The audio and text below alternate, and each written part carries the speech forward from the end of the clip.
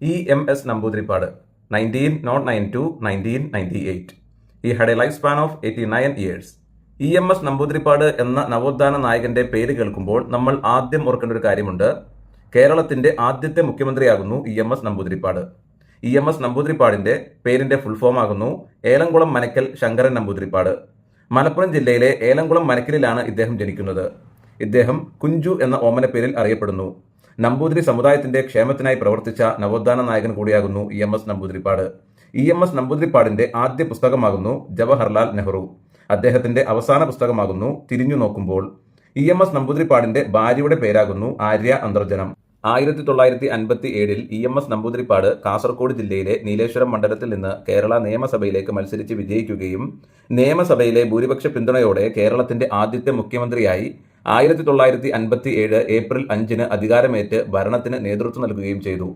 Asia വൻകരയിൽ ആദ്യമായി ballot പേപ്പറിലൂടെ അധികാരത്തിൽ വന്ന ആദ്യ കമ്മ്യൂണിസ്റ്റ് ഭരണാധികാരിയാകുന്നു E.M.S. നമ്പൂതിരിപ്പാട്. ഒരിക്കൽ കൂടി പറയാം, ഏഷ്യ വൻകരയിൽ ആദ്യമായി ബാലറ്റ് പേപ്പറിലൂടെ അധികാരത്തിൽ വന്ന ആദ്യ കമ്മ്യൂണിസ്റ്റ് ഭരണാധികാരിയാകുന്നു E.M.S. നമ്പൂതിരിപ്പാട്. അങ്ങനെ പറയാനുള്ള കാരണം, അതിനു മുമ്പ് വരെ ലോകത്ത് കമ്മ്യൂണിസ്റ്റ് പാർട്ടികൾ അധികാരത്തിൽ വന്നത് പ്രധാനമായും വിപ്ലവങ്ങളിലൂടെയോ സായുധ പോരാട്ടങ്ങളിലൂടെയോ ആയിരുന്നു. എന്നാൽ 1957 കേരളത്തിലെ കമ്മ്യൂണിസ്റ്റ് പാർട്ടി ജനാധിപത്യ തെരഞ്ഞെടുപ്പിൽ വിജയിച്ച് അധികാരത്തിൽ എത്തിയ ആദ്യ സർക്കാരായിരുന്നു. അതുകൊണ്ട് തന്നെ ഏഷ്യ വൻകരയിൽ ആദ്യമായി ബാലറ്റ് പേപ്പറിലൂടെ അധികാരത്തിൽ വന്ന ആദ്യ കമ്മ്യൂണിസ്റ്റ് ഭരണാധികാരിയാകുന്നു E.M.S. നമ്പൂതിരിപ്പാട്. മാത്രമല്ല, ഇന്ത്യയിൽ ആദ്യമായി ഭരണഘടനയുടെ 356 വകുപ്പ് അനുസരിച്ച് അധികാര നഷ്ടമായ മുഖ്യമന്ത്രി കൂടിയാകുന്നു E.M.S. നമ്പൂതിരിപ്പാട്. 1957 April 5 E.M.S. അധികാരത്തിൽ വരികയും 1959 ജൂലൈ 31 അധികാരം നഷ്ടമാവുകയും ചെയ്തു. അതായത് കേരളത്തിലെ ആദ്യ മന്ത്രിസഭയായ E.M.S. മന്ത്രിസഭയുടെ കാലാവധി 2 വർഷവും 3 മാസവും 26 ദിവസവുമായിരുന്നു. പിന്നീട് 1967 E.M.S. നമ്പൂതിരിപ്പാട് 2ാം തവണയും മുഖ്യമന്ത്രിയായി. 1967 നിലവിൽ വന്ന സംസ്ഥാന ആസൂത്രണ ബോർഡിന്റെ അധ്യക്ഷൻ കൂടിയായിരുന്നു E.M.S. നമ്പൂതിരിപ്പാട്. ഇന്ത്യയുടെ തപാൽ സ്റ്റാമ്പിൽ ചിത്രം അച്ചടിച്ചു വന്ന ആദ്യത്തെ കേരള മുഖ്യമന്ത്രി കൂടിയാകുന്നു E.M.S. നമ്പൂതിരിപ്പാട്. മാത്രമല്ല, അശോക് മേത്ത കമ്മിറ്റിയിൽ അംഗമായിരുന്ന മലയാളി കൂടിയാകുന്നു E.M.S. നമ്പൂതിരിപ്പാട്. മലബാർ കലാപത്തിന്റെ 25ാം വാർഷികത്തിൽ E.M.S. നമ്പൂതിരിപ്പാട് എഴുതിയ പുസ്തകമാകുന്നു 1921 പാഠവും മുന്നറിയിപ്പും. E.M.S. നമ്പൂതിരിപ്പാടിന്റെ ആത്മകഥയുടെ പേരാകുന്നു ആത്മകഥ. ആത്മകഥ എന്ന പേരിൽ സ്വന്തം ആത്മകഥ എഴുതിയ പ്രധാനപ്പെട്ട റിനൈസൻസ് ലീഡേഴ്സിന്റെ പേരൊന്ന് വായിക്കാം.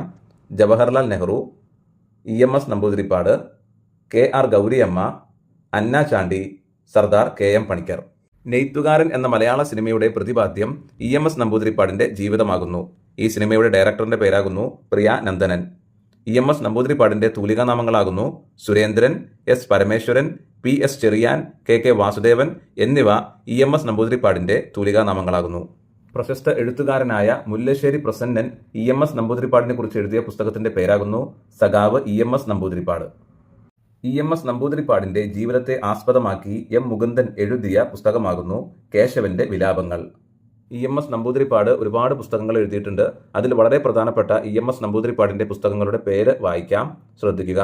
1.25 കോടി മലയാളികൾ, കേരളം മലയാളികളുടെ മാതൃഭൂമി, ഗാന്ധിയും ഗാന്ധിസവും, the national question in Kerala, India ചരിത്രത്തിലേക്ക് ഒരു എത്തിനോട്ടം, India under Congress rule, Kerala yesterday, peasant movements in Kerala, Berlin diary, Asian diary, European diary. 1934 E.M.S. Namboodiripad തൃശൂരിലെ ഷൊർണൂരിൽ നിന്നും ആരംഭിച്ച പത്രത്തിന്റെ പേരാകുന്നു പ്രഭാതം.